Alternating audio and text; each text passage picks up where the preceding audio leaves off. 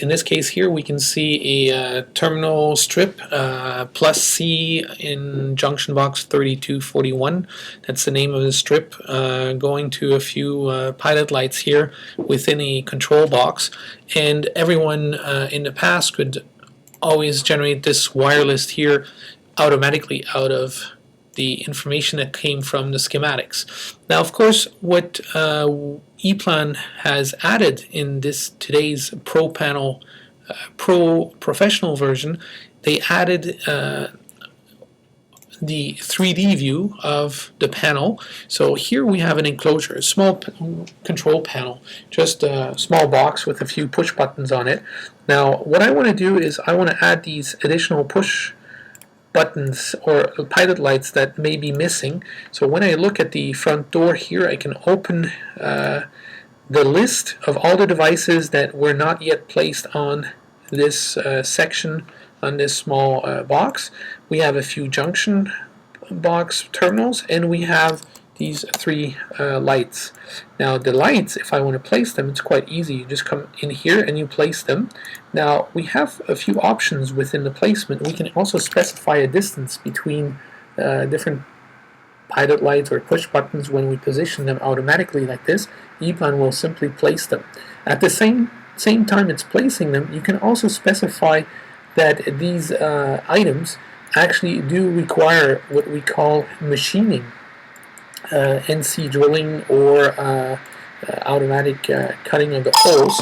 So if you have a Perforex Steinhauer machine, I can automatically spit out the appropriate drilling information. We can actually view the drilling information simply by activating here the view drilling information, and you can see where we have specific holes. You can even add additional drilling holes here. A hole cut out, let's say 22 millimeter. I want to add one free out here. I can just simply place it there, and I'll have an additional hole that will be drilled there. I'm not placing anything for the moment there. It's just going to be a free hole I'm going to close up. The other thing I can do is I can go and activate the backplate within that small box, this junction box, and I can of course place one, or it says here multiple parts of the same terminal strip. So I'm just going to start here and have it placed automatically. Now it's actually picking every single terminal in this box and placing it. At the end, when it's finished, you will see all the terminals positioned here on that small strip and ready to be connected. Now, what we mentioned earlier is we have now the information of the source and the target, which is already shown in that list that you saw earlier.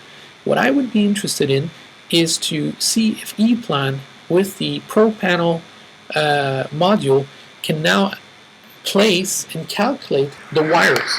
And how it does that is by selecting the whole cabinet itself. Here we can see the different components. I'm going to select basically every single component here, and I'm going to ask ePlan to do the routing. Now when it does the routing, ePlan will try to place shortest wire possible between two targets. And here we're looking at the different lights, push buttons, terminals, and we can of course go around, see from the back, take a front view. It's actually doing all the wires inside the small panel. We have another interesting view to see the result, is actually this navigator that also tells us exactly through what pattern it actually went through. I can actually click on one item and I can see here in the graphics where the wire goes through. Now of course, by having done this, if I return to my initial connection list, the connection list will be updated and will add what we didn't have before.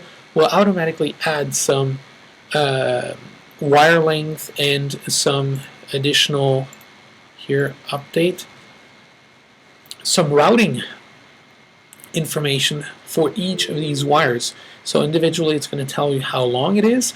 It's going to tell you here on the source and on the target. If we zoom in, it's going to tell you, okay, from this light, from button or from the pin X2, you will have to move down to the left, move down to the left, move down to the right, etc. It's telling you exactly what path you're going to take to actually connect this wire to the next item.